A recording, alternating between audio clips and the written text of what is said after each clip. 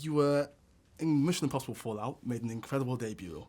Mission Impossible Dead Reckoning, you weren't in it. And I was wondering what was happening. And now we know that you were campaigning to be president, because I watched Final Reckoning and you're president. How did you feel about the promotion when you read that? I loved it. I mean, I wasn't in the Dead Reckoning because there was a global pandemic, so I couldn't.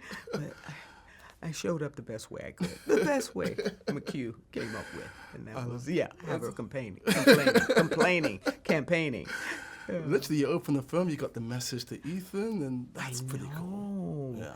That was kind of nerve-wracking, Yeah. Because we didn't do it as we were filming, but it came much, much later. I see. A couple of years later when we were doing ADR, I thought, I'm just going in to clean up a few lines. I was like, oh my gosh, not this. Yeah. I had to say a little silent prayer because that's iconic. Yeah, it really, really is. It's so crazy in that it's a very rare thing to see a dark-skinned black woman as the U.S. president. And then we get two in a matter of months, because we have you in this film, and we had Viola Davis in G20. That's right. Kicking ass, amazing.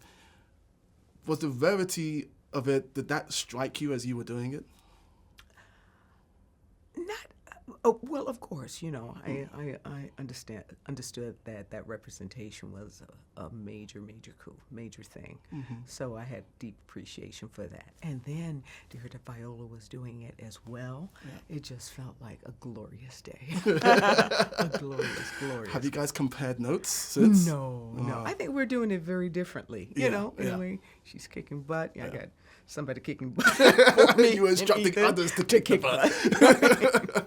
Well, that's great. And in the film, lots of people are telling you what you should do. But you as a president know what you should do and know that what they're telling you to do isn't necessarily right. Right. Has there ever been a time, either in this film or another film, where a director or screenwriter has been telling you what you should do? Oh, and absolutely. You know absolutely. So how did that work out for you? Is there an example that sticks out for you? Yeah, it works out well when you follow your intuition. It's there for a reason, don't discount it. But yeah, I've been told, don't worry about that. They'll never come up, and then it comes up. So I was like, I'm not gonna not worry about it. I'm gonna work on it, and then it comes up. But yeah, it comes up in life also. You got folks telling you how to live your life. Yeah. Heed your own counsel. Yeah, absolutely. I love in this film that, especially at the end, Ethan Hunt's team has followed the Ethan Hunt ethos, which is, we're just going to figure it out, which I love. This is something he always says, and now everyone on this team is saying it. Has there been a time where you've gone into a scene and you haven't been quite sure what you're going to do, but you've had the confidence to figure it out? And how has that played out? Yeah, absolutely. Yeah. Sometimes you can't make up in your mind exactly the path that you're going to take. You have to, give a little way, leave a little room for the muse to show up, leave a little room for spontaneity, leave a little room for he or she who sits across from you and what they'll bring to the moment, and how together you'll lift the moment. Well, that answer kind of leads me beautifully into my next question, because there's a line in the film about pickpocketing and what separates a good pickpocket. Yes, right. Is everything. So what separates a good actor from a great actor, do you think? Oh my gosh, ability to listen and to respond. Yeah, listening's difficult when you're waiting for what it is that you have to say. So listening's very important. Yeah. Before responding. Yeah. On screen and in life. Absolutely. That is exactly what Haley and Greg said as well. You guys are on the same. You've lived long enough, experienced enough to find it to be true. Very, very good. I was looking at your filmography in preparation for this, and there's a lot of roles of authority that you play. I'm not sure if you're aware, but obviously Amanda Waller in Green Lantern, Secret Service Director Lynn Jacobs twice in the Has Fallen series, CIA Director Erica Sloan, now President, CIA Director again, Hayden Chase. I know you've got 2 CIA directors. I don't know if many people can say that. And then also... I think I got some FBI in there somewhere too. Oh, okay. And then Queen Ramonda, and now U.S. President. Are these roles that you're seeking out, or these roles that just happen to find you? It just sort of happened to find me. I guess I carry a little gravitas in my in my back pocket, evidently. Absolutely, the gravitas, regal, we associate that with you, absolutely. And I think we're right to. Ethan Hunt, the stunts that he does, Tom Cruise in this film, Ridiculous. Insane. And you can see that he's pushing himself to the physical limit when he's doing these stunts. Has there been a time in your career where you feel like you've been pushed to your physical limit? And when was that, if so? Well, let's see. I had some stunts in a little movie I did in Germany called Gunpowder Milkshake. Yes. Right. Yeah. So that pushed my tendon in my right ankle to the limit, and I wasn't doing half of what he was doing, But that was some. Of course, what's love got to do with it? That pushed me to the limit. We have literally the last day was a 25-hour day, which is the longest work day I've ever experienced. 25 hours. What were you doing? Fighting in a limo, I think. Getting somebody up off me. Gosh, that is long. That is long. Have a nice massage after that, I'm sure. I loved the number one on the call sheet documentary earlier this year. I thought it was fantastic. Thank you.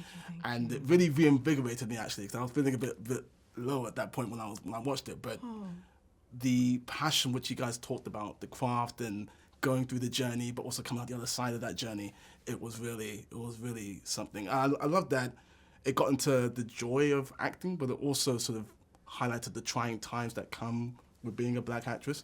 In those times, what do you do to keep looking for the joy and keep it moving? You have to determine that that's exactly what you're going to do. You're going to find the good and praise it. Yeah. And Simple. that's what I do. Yeah. That's from the Bible, young man. Whatever is good, whatever is great, whatever worthy of, of speaking. Think on these things. And simply put, that's find the good and praise that. I love that. Taking it in, absorbing it. I'm going to remember it. Yeah. Thank you. Make your choice. Let's talk out about you being my life coach permanently. Well, my people talk to your people, so it's good. In December, it'll be 30 years since a little film called Waiting to Excel.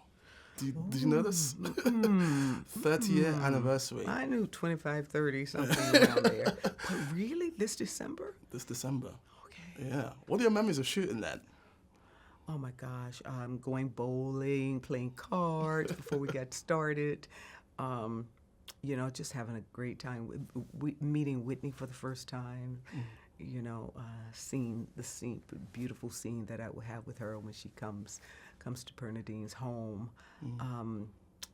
Just in the car, and we just turned the radio on, and that particular song came on, and we all just started singing. They loved it, so they went out and just got clearance to be able to use it. What we were just improvising and having fun in that moment. Great time. Yeah, sounds like it felt special in the moment, and you could sense it. All of you. It truly was. Forrest Whitaker was our director, and I just loved Forrest with all my heart. And to have him as our director, a gentleman who just loved, adored, and appreciated us, both on screen and off. It was very, very special.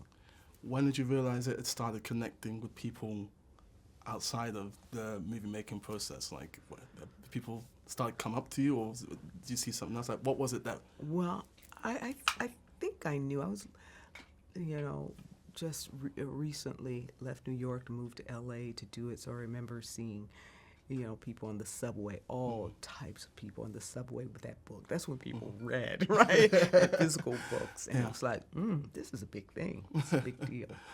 Awesome. But after the making of the movie, and it came out, and it was very successful, and audiences found it immediately, loved it, and then we began seeing, other movies that centered women and a group of women. Because, before it's like the woman, you're the wife of, you're the girlfriend to, you're the secretary of, but never a film that centered so much on women and for black women. So after that, then you began to see other projects. Yeah, yeah. You know what else And is still do to this day. you know what else is a big deal? You being a president in a Mission Impossible movie. That's freaking cool. Angela Bassett, thank you so much for your time. It's been a pleasure. Thank you.